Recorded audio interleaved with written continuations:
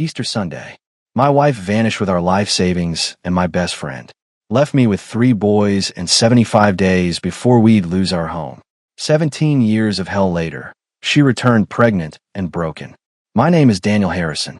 I'm 43 years old, and I've spent the last 17 years learning that survival isn't the same as living. I've learned that betrayal doesn't just come from strangers. It comes from the people you trust with your life. I've learned that the hardest battles aren't fought with fists, but with lawyers, bank accounts, and the weight of knowing your best friend stabbed you in the back while smiling to your face. But I'm getting ahead of myself. Back when this story begins, I was 26 years old, married to my high school sweetheart Candace, and father to 2 boys with a third on the way. Samuel had just turned 2, a ball of energy who could barely string 3 words together, but had already figured out how to climb onto the kitchen counter. Asher was 3 months old, still in that potato stage where he'd sleep anywhere, anytime. And Owen was 6 months away from making his entrance into this world, growing inside Candace's belly while I worked 60-hour weeks to make sure we'd be ready. I was a quality control inspector at Riverside Manufacturing Plant in Columbus, Ohio. $78,000 a year to check metal parts, fill out compliance reports, and make sure production lines didn't ship defective equipment to companies that actually mattered. It wasn't glamorous. It wasn't my dream. But it was steady, it was honest, and I thought it was enough to build a life on. Candace stayed home with the boys. That was the plan we'd made together back when we were 18, sitting on the hood of my old Chevy in the high school parking lot, talking about our future like we had the whole world figured out. She'd raise our kids right. I'd provide. Together, we'd build something solid, something that would last. For a while, it actually worked. Samuel's first steps in our cramped living room. Asher's tiny yawn in the middle of the night when I'd take the feeding shift so Candace could sleep. The way she'd rest her head on my shoulder during movie nights after the boys were down, her hand finding mine in the darkness. Our little house on Maple Street with a crooked fence I kept meaning to fix, the leaky bathroom faucet I get to next weekend, the American flag I hung every 4th of July. It wasn't perfect. Money was always tight. The house was too small. I was always tired. But it was ours. Then somewhere along the way, ours became mine, and hers. Separate, distant. 2 people living parallel lives under the same roof. I should have seen it coming. The way she'd pull away when I reached for her at night, claiming exhaustion, even though the baby slept through most nights now. The new workout clothes she bought even though her credit card was maxed. The hours she spent texting on her phone, smiling at the screen in ways she hadn't smiled at me in months. The perfume she started wearing. Expensive stuff I had definitely hadn't bought her. But I didn't want to see it, because seeing it meant admitting that the life I'd built, the promises we'd made, the future I'd counted on, all of it could shatter in an instant. And shatter it did. That Easter Sunday, 17 years ago, started like any other holiday. I woke up early to hide plastic eggs in the backyard while the morning dew still clung to the grass. Samuel, at 2 years old, toddled around in his little overalls, more interested in eating the candy than actually finding the eggs. Asher slept peacefully in his carrier on the back porch, 3 months old and oblivious to everything happening around him. Candace stood in the kitchen doorway in her bathrobe, one hand resting on her swollen belly where Owen was growing, coffee cup in the other, watching Samuel play. I remember thinking she looked beautiful standing there, backlit by the morning sun. I remember thinking I should tell her that. I didn't. By noon, she was gone. By evening, so was every dollar we'd saved. By the next morning, I discovered that the man who helped her disappear was someone I trusted like a brother. This is the story of what came after. The fights, the falls, and the climb back up. The moments that broke me and the people who helped put the pieces back together, even when those pieces didn't fit the same way anymore. This is the story of how I lost everything and what I built from the ashes. That Easter Sunday, my wife left me and our 3 young sons to follow her lover. The morning started normal enough, but by noon, everything I'd built had turned to ash. I should have known something was wrong when Candace didn't come outside to watch Samuel hunt for eggs.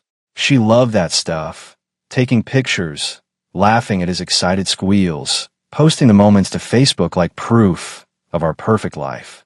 But that morning, she stayed inside, said she wasn't feeling well, blamed it on the pregnancy. Just need to lie down for a bit, she called from the bedroom window. Her voice sounded strange, flat, but I was too focused on Samuel to notice. By 11, the Easter egg hunt was done, and I'd gotten both boys down for a nap. Asher in his crib, Samuel on the couch with his favorite blanket. I walked into the bedroom to check on Candace. She was gone. The closet stood open, half her clothes missing. Her makeup bag, toothbrush, the jewelry box her grandmother had given her, all gone. On the dresser sat a single piece of notebook paper, folded once. My hand shook as I opened it. Daniel, I can't do this anymore. I need more than this life can give me. Don't try to find me. I'll be in touch about the boys. See, that was it. 15 years together, 2 kids with a third on the way, and she summed it up in 3 sentences. No explanation, no apology. Just, I can't do this anymore. I stood there holding that note for I don't know how long. Samuel's cartoons played in the living room. Asher started fussing in his crib, and I couldn't move, couldn't think, couldn't process what I was reading. Then I remembered. We had a joint bank account. I pulled up the app on my phone with fingers that wouldn't stop trembling. Our savings account showed a balance of $127.43. It should have had $127,000. The college fund we'd been building since Samuel was born, contributions from both sets of grandparents, every tax refund, every bonus I'd ever gotten. Gone. My retirement account, the one through work that I'd been contributing to for 8 years. Balance, $0. She cashed it out, penalties and all. That was another $89,000. The mortgage escrow account, where we kept money for property taxes and insurance, cleaned out. $34,000. Out of the math in my head, feeling sick. She'd taken over $250,000 and left me with 2 toddlers, a pregnant belly's worth of hospital bills coming, and $127 to my name. My phone rang. I didn't recognize the number, but I answered anyway, some desperate part of me hoping it was her calling to say this was all a mistake. Mr. Harrison? A woman's voice, professional and cold. This is First National Bank. I'm calling about your mortgage payment. According to our records, you're now 60 days past due. If we don't receive payment within 30 days, we'll be forced to begin foreclosure proceedings. What? I managed. No, there's money in the escrow account. It's automatic. Sir, your escrow account was closed on March 15th. The funds are withdrawn by your wife, Candace Harrison, who is listed as a co-owner. We sent notification to your address. March 15th, 3 weeks ago. She'd been planning this for at least 3 weeks, smiling at me across the dinner table, kissing me goodnight, while she systematically drained every account we had. How long do I have? My voice sounded like it belonged to someone else. 90 days from the missed payment date. That gives you approximately 75 days to bring the account current or face eviction. I hung up without saying goodbye, walked to the bathroom, stared at myself in the mirror. A 26-year-old man who suddenly looked 50. Samuel started crying in the living room. Asher's fussing had turned into full-blown wails. My sons needed me. My pregnant wife, ex-wife, I guess, though we weren't even divorced yet, had abandoned them, abandoned us. And in 75 days, we'd be living on the street unless I figured something out. I splashed water on my face, took a breath, and went to take care of my boys. That night, after I'd fed them, bathed them, and gotten them to sleep, I sat at the kitchen table with a calculator and our bills spread out in front of me. Mortgage, $1,850 a month. Utilities, $340. Car payment, $425. Insurance, groceries, diapers, formula for Asher. My paycheck covered maybe 2/3 of it. Even if I cut everything to the bone, I was coming up at least $1,200 short every month. I needed more income. Fast. By midnight, I'd applied for 3 second jobs online. Security guard, delivery driver, warehouse work, anything that would let me work nights after the boys were asleep, anything that would keep a roof over their heads. I didn't sleep that night, just sat there in the dark, holding that note, wondering how the woman I'd loved since I was 16 could do this to her own children, wondering if I'd ever see her again, wondering if I even wanted to. The alarm went off at 5:45 a.m., same as it had for the past 3 months since Candace left. I rolled out of bed feeling like I'd been hit by a truck, which made sense considering I'd only slept 3.5 hours. My life had become a mathematical equation with no good solution. 75 days to save the house had turned into reality fast. I'd found the second and third jobs within a week of that Easter Sunday. Quality control inspector at Riverside from 7 to 4. Security guard at the Westfield office complex from 11 p.m. to 6 a.m., 4 nights a week. And on weekends, I delivered pizzas for Marco's from 6 p.m. to midnight. The math still barely worked. Between all three jobs, I was pulling in about $4,800 a month before taxes. After taxes, closer to $3,600. The mortgage alone was $1,850. Everything else, utilities, formula for Asher, diapers, car payment, insurance, ate up the rest. Some weeks I had $20 left over. Most weeks I didn't. Samuel, now 2.5, had stopped asking where Mommy went. That hurt more than I wanted to admit. Asher was 6 months old and had never known anything different. And Candace had given birth to Owen 3 months ago at some hospital in God knows where. I'd found out through a text message. Had the baby. Boy. Named him Owen like we planned. Don't contact me. She hadn't even told me which hospital. Hadn't let me be there. Just had my son and disappeared again. I dragged myself to the kitchen and started the coffee maker. Mrs. Chen from next door would be here at 6:30 to watch the boys while I went to Riverside. She charged me $400 a week, which was half what a real daycare would cost, and she actually cared about Samuel and Asher. Small mercies. Daddy. Samuel appeared in the doorway, dragging his blanket. I'm hungry. I know, buddy. Let me get Asher changed first. Okay? Can you be a big boy and wait 5 minutes? He nodded and climbed onto the couch, turning on cartoons. I went to check on Asher, who was awake and smiling in his crib despite the sagged diaper. At least one of us was happy. By the time Mrs. Chen arrived, I'd fed both boys, gotten them dressed, and was running 15 minutes late for Riverside. I kissed Samuel's head, handed Mrs. Chun the emergency number she already had memorized, and ran out the door. Work was a blur. I spent 8 hours checking metal components, signing off on quality reports, and trying not to fall asleep standing up. My supervisor had noticed.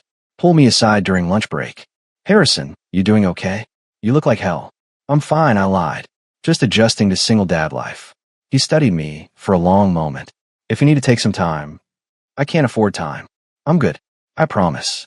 That afternoon, I picked up the boys from Mrs. Chin's, made them dinner, mac and cheese again, because it was cheap and Samuel would actually eat it, and got them bathed and in bed by 7.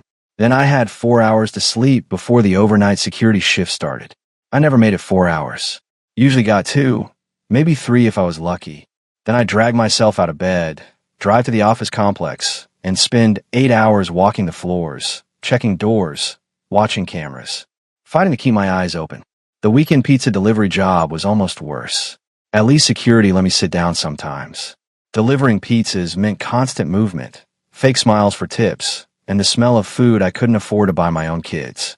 But I didn't quit, didn't slow down, didn't complain, because 3 months in, I made the first full mortgage payment since Candace left. The bank sent a letter confirming receipt. 63 more payments, and the house would be paid off. 63 more months of this hell. I could do it. I had to. For Samuel. For Asher.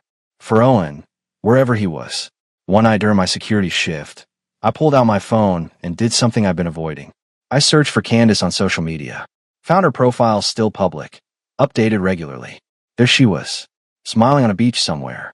Holding Owen, who looked healthy and happy. And next to her, with his arm around her waist, was James Patterson, my best friend since high school. The guy who'd been best man at my wedding. The guy I trusted with everything. The caption read, "Finally found where I belong. Hashtag new beginnings, hashtag blessed life." I stared at that photo for a long time. Then I saved it, printed it out the next day, pinned it to the wall in my garage where I kept my workout equipment. Every morning before work, I'd look at that picture, let the anger fuel me through another set of push-ups, another set of pull-ups. Let it remind me why I couldn't quit, why I couldn't break. They thought they destroyed me. They thought taking everything would make me fold. They were wrong. I was going to survive this. And someday, somehow, they'd answer for what they'd done. 6 months after Candace left, I did something that probably seemed crazy. I took $3,500 from my emergency fund, money I'd scraped together from overtime and tips, and hired a private investigator. His name was Philip Reeves, a retired cop who ran a small agency out of a strip mall office. I found him through a guy at the manufacturing plant whose ex-wife had tried to hide assets during their divorce. "What do you want to know?" Reeves asked during our first meeting, his voice gravelly from too many cigarettes. "Everything," I said. "Where she is, what she's doing, how she's spending the money she stole. And I want to know about James Patterson, my former best friend." The guy she left me for. Reeves raised an eyebrow. You want dirt for a custody case? I want the truth. She took $250,000 and abandoned 2 kids. Now she's got my 3rd son somewhere, and I don't even know where. I need ammunition. He leaned back in his chair. That kind of investigation runs about $1,500 a week. You sure you can afford it? I couldn't, but I handed him $3,500 anyway. That buys me 2 weeks, right? See what you can find. 3 weeks later, Reeves called me at 2 in the morning during my security shift. You sitting down? I'm at work. What did you find? Your wife and Patterson are in Austin, Texas, renting a house in Westlake. Nice neighborhood. And here's where it gets interesting. Patterson's not just some guy having an affair. He's a corporate attorney, but he's also been under investigation by the FBI for the past 18 months. My heart stopped. Investigation for what? Money laundering. He's been using shell companies to clean money for a client involved in healthcare fraud. Your wife's name is on 3 of those shell companies, listed as a business consultant. I sat up straight. What does that mean? It means she probably didn't know what she was doing, Reeves continued. Patterson likely convinced her she was helping him start legitimate businesses, set up accounts in her name, had her sign documents. She thought she was building a career. He was using her as a patsy. Jesus Christ. Gets better. The FBI is about to move. Word is they're filing charges within the next 60 days. When that happens, everyone connected to those shell companies gets pulled in, including your wife. I process this information slowly. What happens to her? If she cooperates and proves she didn't know, probably nothing. If she doesn't cooperate, or if they think she was in on it, federal prison, 5 to 10 years minimum. Part of me wanted to feel satisfied. She destroyed our family, stolen everything, and now karma was coming for her. But another part, the part that remembered loving her, the part that knew she was still Owen's mother, felt sick. What about Owen? I asked. My son. That's complicated. If she goes to prison, the kid goes into the system unless you file for custody. But you need to prove paternity first. And since you weren't present at the birth, that's going to be messy. Can you find out which hospital? Give me birth certificate information. Already did. Reeves slid a folder across his desk. Austin Regional Medical Center. Born June 4th. Certificate lists James Patterson as father. The world tilted. What? She put his name on the birth certificate. Doesn't mean he's actually the biological father. Just means that's what she claimed. You'd need a DNA test to prove otherwise, and you'd need access to the kid for that. I stood up, pacing his small office. So Patterson thinks Owen is his son? Probably. Or he knows the truth and doesn't care. Either way, legally speaking, he's the father right now. You're just the ex-husband she abandoned. I want to put my fist through the wall. Instead, I force myself to breathe. To think. What do I do?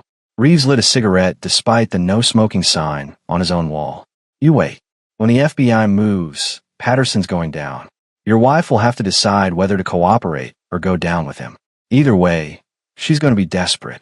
That's when you make your move. What kind of move? You offer her a deal. She gives you full custody of all 3 boys, returns what's left of the money, and you don't testify against her when the FBI comes calling. Because trust me, they're going to want to talk to you too. You were married to her. Your name might be on documents you don't even know about. Fear shot through me. I didn't do anything wrong. I know, but you're going to need to prove that. And having a cooperative ex-wife who'll verify you had no knowledge of Patterson's business dealings, that's valuable. I sat back down, feeling the weight of everything crushing me. This is insane. Welcome to divorce court, kid. It only gets worse from here. I left his office with a folder, my mind racing. Candace was in over her head with a criminal. My son was being raised by a man who'd betrayed me and might be going to federal prison. And I was working 3 jobs just to keep a roof over my other 2 sons' heads. But now I had information. I had leverage. And when the time came, I'd use it. The call came on a Tuesday afternoon while I was inspecting valve assemblies at Riverside. My phone vibrated in my pocket. Austin area code. I almost ignored it, but something made me step outside to answer.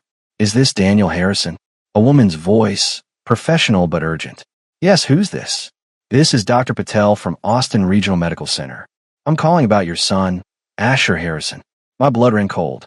Asher's not in Austin. He's at daycare in Columbus. I'm sorry. I'm in Owen Harrison. He was brought to our emergency room an hour ago. He's stable now, but he's severely dehydrated and underweight. We need parental consent for treatment. I gripped the phone harder. Owen's only 8 months old. What happened? His mother brought him in. She's not in good condition herself. Mr. Harrison, does your son have any medical conditions we should know about? I don't know. I haven't seen him since before he was born. The admission burned. His mother took him when she left. I'm not listed as the father on his birth certificate. Silence. Then, Mr. Harrison, this child needs proper care. His mother is claiming you abandoned them, but the social worker here is asking questions. Can you come to Austin? I'm in Ohio. It's a 20-hour drive. Then I suggest you start driving. Because if someone doesn't claim this baby and prove they can care for him, Child Protective Services is getting involved. I hung up and immediately called my supervisor. Told him I had a family emergency. Didn't wait for approval. Just left. Called Mrs. Chun on the way home. I need you to take Samuel and Asher for a few days. I'll pay you extra. It's an emergency. Threw clothes in a bag. Grabbed my folder from the detective with all the information on Candace and James. By 4 p.m., I was on I-70 heading west, driving straight through the night. I called the hospital every few hours for updates. Owen was stable. Candace had disappeared after dropping him off. Just left him there and vanished. The social worker was trying to track her down. 23 hours later, I walked into Austin Regional Medical Center looking like hell and feeling worse. Found the pediatric ward. Asked for Dr. Patel. She was a small Indian woman with kind eyes and a no-nonsense manner. Mr. Harrison, come with me. She led me to a room where a baby lay in a crib, hooked up to an 4. My son, 8 months old, and I was seeing him for the first time. He was tiny, too tiny, ribs showing through his onesie, dark circles under his eyes. What happened to him? My voice broke. Neglect, Dr. Patel said quietly. He's been underfed for weeks, possibly months. Hasn't had proper medical care. He should weigh about 20 pounds at this age. He weighs 14. I reached into the crib and touched his hand. His fingers wrapped around mine reflexively, and something inside my chest shattered. I'm his father, I said. I can prove it with a DNA test. And I'm taking him home. Dr. Patel nodded. The social worker will want to speak with you. But Mr. Harrison, that baby needs his father. Whatever it takes, fight for him. I looked down at Owen, this tiny human I'd never met but would die to protect. I will, I promised. Whatever it takes. The DNA test took 3 days to process. 3 days of staying in a cheap motel near the hospital, visiting Owen every chance I got, and meeting with lawyers and social workers who wanted to know why I'd let my son live in neglect for 8 months. I didn't know where he was. I told them over and over. His mother left me, put another man's name on the birth certificate, and disappeared. The social worker, a tired woman named Angela Rodriguez, reviewed my detective's report, looked at the financial records showing Candace had stolen everything. Read the notes about James Patterson. Mr. Harrison, I believe you, she finally said. But the court's going to want proof you can care for this child. You're working 3 jobs. You have 2 other children. How are you going to manage an infant with special needs? Special needs. Owen's developmental delays from malnutrition. He'll need physical therapy, possibly occupational therapy, regular doctor visits. Can you handle that? I thought about my 3 jobs. The crushing schedule. The house that was always one missed payment from foreclosure. Then I looked at Owen through the hospital room window, so small and helpless. I'll figure it out, I said. He's my son. The DNA results came back on Friday. 99.97% probability of paternity. Owen was mine. Legally, biologically, undeniably mine. The hospital social services filed an emergency petition for custody on my behalf. The court scheduled a hearing for Monday morning. James Patterson showed up to that hearing with a lawyer. I hadn't seen him in 9 months, not since before Candace left. He looked good, expensive suit, confident smile, like he hadn't helped destroy my entire life. His lawyer argued that James was the legal father, that he'd been caring for Owen, that I was an absent parent trying to swoop in now. My lawyer, a court-appointed attorney named David Green who was doing this pro bono, presented the DNA test, the hospital records, the detective's report showing the shell companies and FBI investigation. Your Honor, Green said, Mr. Patterson is under federal investigation for money laundering. He used Ms. Harrison to create illegal business entities. The child in question was living in a home where criminal activity was occurring. Mr. Daniel Harrison is the biological father, works 3 jobs to support his other children, and has been actively searching for this child since birth. The judge, an older woman with gray hair and sharp eyes, looked at James. Mr. Patterson, Are you currently under FBI investigation? James's lawyer started to object, but James cut him off. Your Honor, I'm not at liberty to discuss ongoing federal matters. I'll take that as a yes. She turned to me. Mr. Harrison, can you provide adequate care for this infant? I stood up. Your Honor, I'll do whatever it takes. Owen is my son. I've already lost 8 months of his life. I'm not losing another day. She studied me for a long moment. Then she signed the order. Temporary custody to Daniel Harrison, pending full hearing in 90 days. Mr. Patterson, you're ordered to stay away from the child.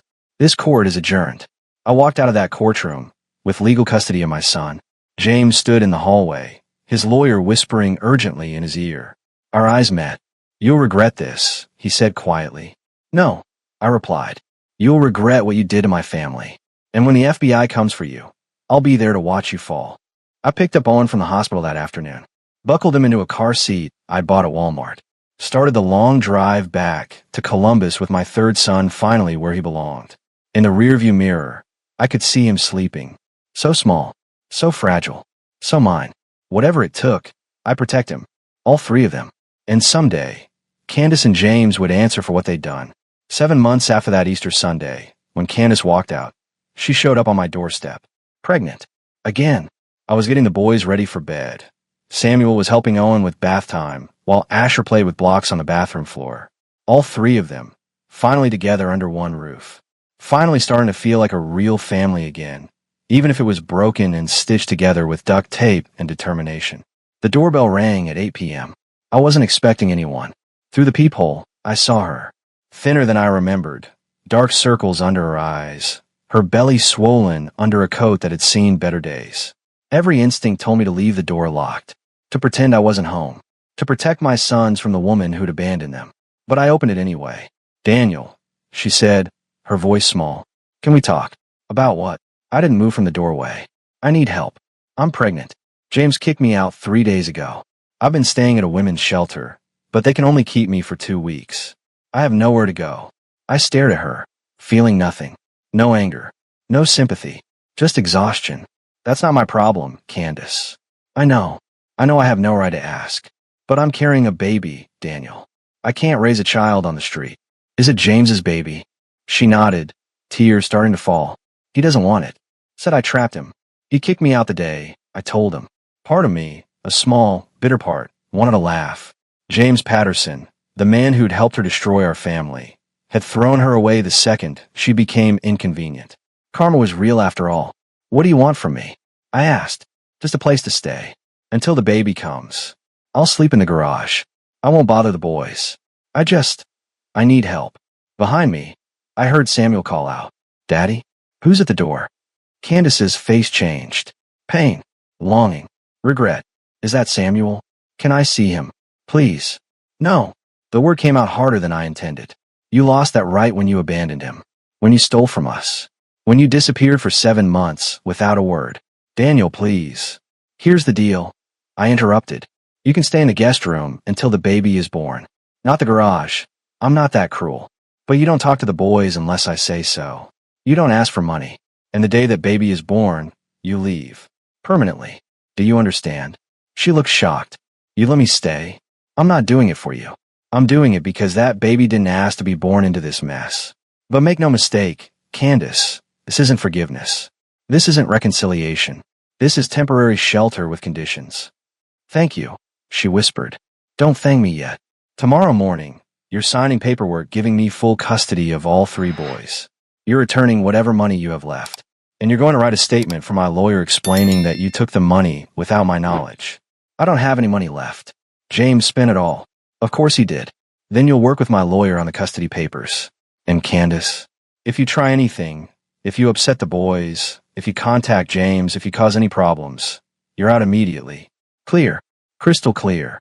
I stepped aside, let her in, showed her to the guest room that was really just a storage space with a futon. That night, I lay awake wondering if I'd made a terrible mistake. But then I thought about that baby, James's baby, but still an innocent life.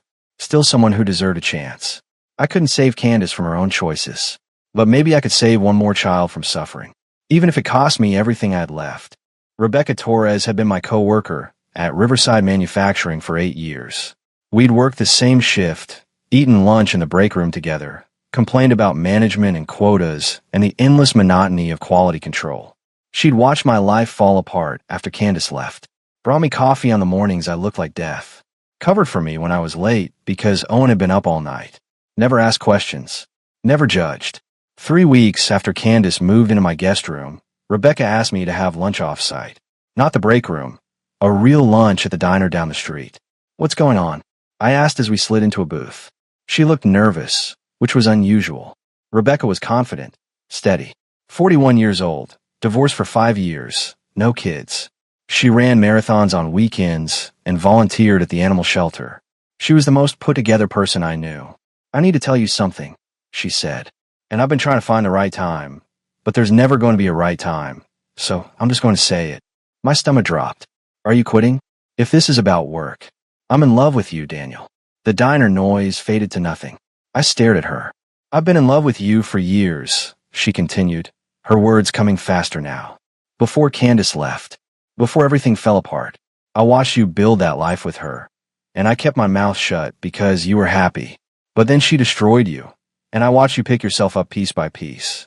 I watched you work yourself to death for those boys. I watched you fight for Owen, and now I'm watching you let her back into your house, and I can't stay silent anymore. Rebecca, I'm not asking you to love me back, she interrupted. I'm just asking you not to let her destroy you again. Don't mistake pity for love. Don't confuse doing the right thing with giving her another chance. Because she doesn't deserve you, Daniel. She never did. I sat back, processing. Rebecca. Sweet, dependable Rebecca who'd been there through everything. Who never complained. Who always showed up. I don't know what to say, I admitted. You don't have to say anything. But I need you to know, when Candace leaves, when that baby is born and she's gone, I'll still be here. I've proven it for 8 years. I've loved you through your worst, and I'd be honored to love you through your best. She stood up, leaving money on the table for her untouched coffee. Think about it. Think about who's earned your trust and who's broken it, who stayed and who left. After she walked out, I sat there for another 20 minutes, thinking about Candace in my guest room, pregnant with another man's baby. Thinking about Rebecca, who'd stood by me when I had nothing. The choice should have been obvious. But life was never that simple. That night, Candace asked if she could see the boys. Just for a few minutes. Just to say goodnight. I almost said no. But Samuel had been asking about her. Asking why Mommy was in the house, but wouldn't talk to him. 5 minutes, I said. I'll be right there the whole time. She read them a story. Samuel curled up next to her. Asher watched from my lap, confused. Owen slept through it. And I realized something watching her. I felt nothing. No love. No anger. Just nothing. Rebecca was right. I'd been mistaking duty for something more. The question was what I was going to do about it. 2 things happened in the same week that changed everything. First, Candace's lawyer served me with papers. She was suing for child support. $4, $600 a month for all 3 boys, plus back payments for the 7 months she'd been gone. The total came to $939,600 when calculated over the next 18 years, plus the retroactive amount. I stared at those papers in disbelief. The woman who'd stolen $250,000, abandoned our children, and was currently living in my guest room pregnant with another man's baby was demanding I pay her nearly $1 million. My lawyer, David Green, was equally stunned. She's got some nerve. We'll fight this, Daniel. No judge in their right mind will award her anything given the circumstances. She's trying to bleed me dry. I said, this is revenge because I made her sign the custody papers. The second thing happened 3 days later. I got a call from the Austin Police Department. Mr. Harrison, this is Detective Maria Santos. I'm calling about James Patterson. My blood went cold. What about him? He was involved in a motorcycle accident last night. He was intoxicated, lost control on Highway 183. He didn't survive. I'm sorry for your loss. I felt nothing. No satisfaction. No grief. Just empty. Why are you calling me? Because you're listed as next of kin for a minor child, Owen Harrison. Mr. Patterson had temporary visitation rights before his death, and we need to notify all relevant parties. Owen's with me. I have full custody. I understand. But there's something else. Mr. Patterson's attorney contacted us.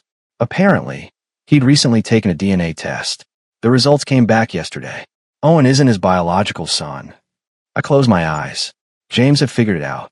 Finally realized that Candace had lied to him, used him, just like she'd used me. The attorney also mentioned that Mr. Patterson left no will. His assets are being frozen by the FBI as part of their ongoing investigation.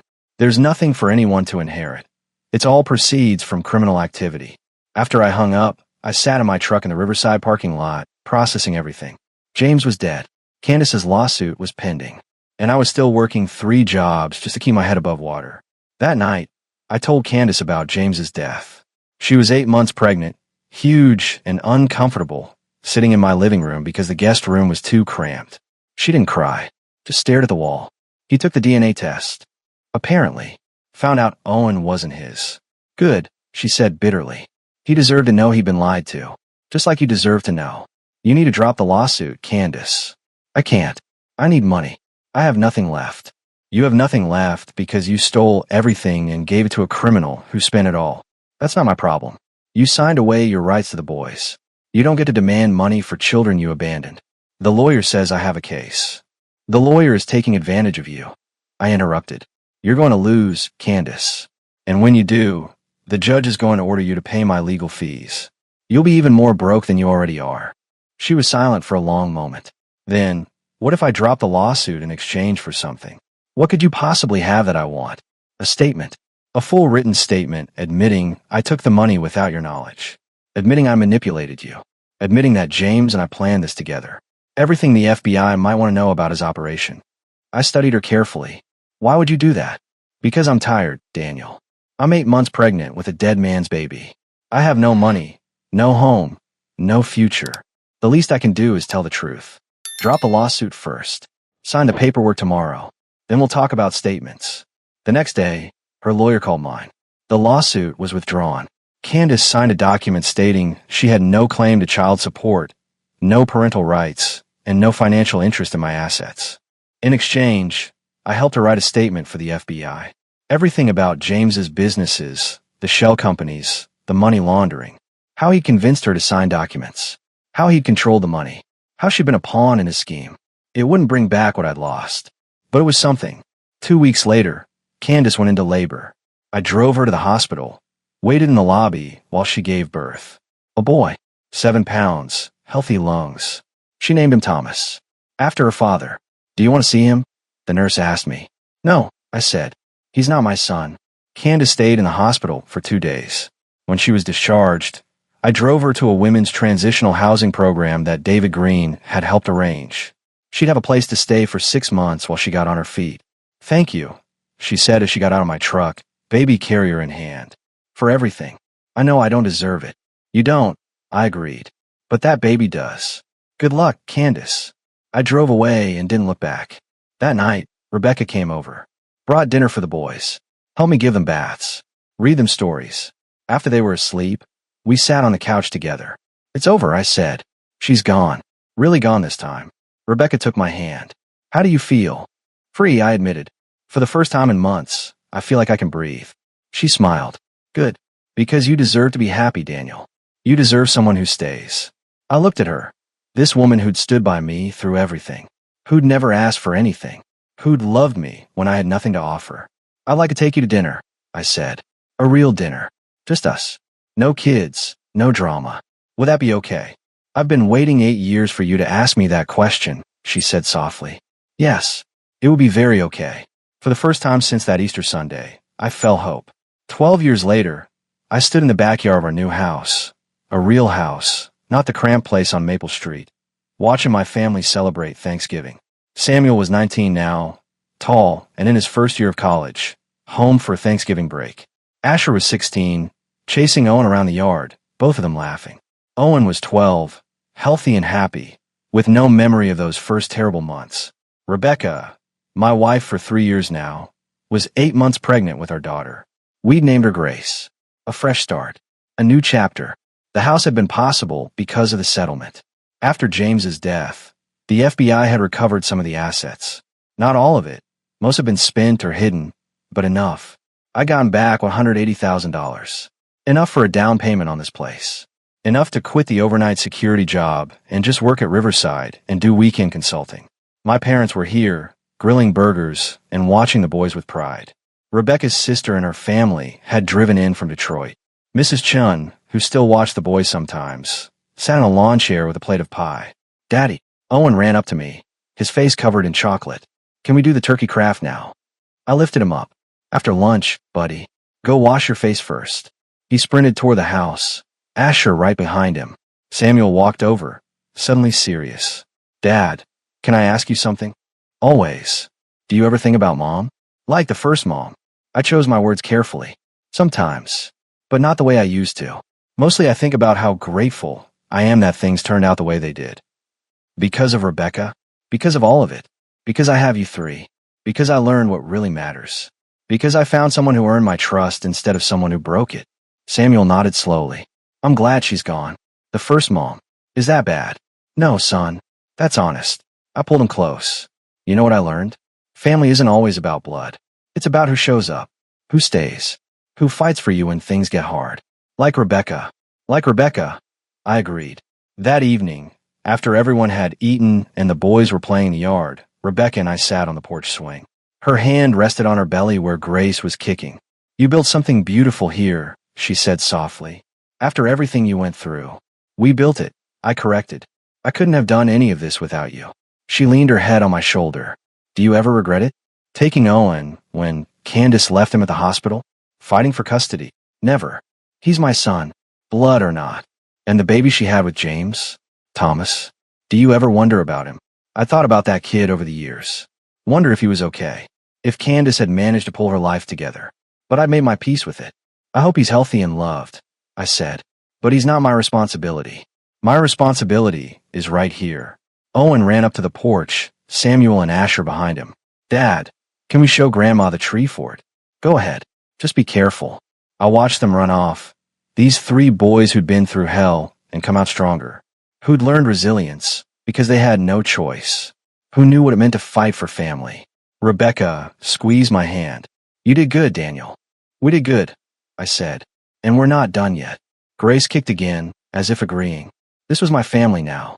Built from broken pieces, held together by choice rather than obligation. It wasn't the life I'd planned that Easter Sunday, 17 years ago, when everything fell apart. It was better, because I'd learned the hard way that the strongest foundations aren't built on promises. They're built on proof. On showing up every single day. On choosing to stay when leaving would be easier. Candace had taught me what love isn't. Rebecca had taught me what it is. And that made all the difference in the world.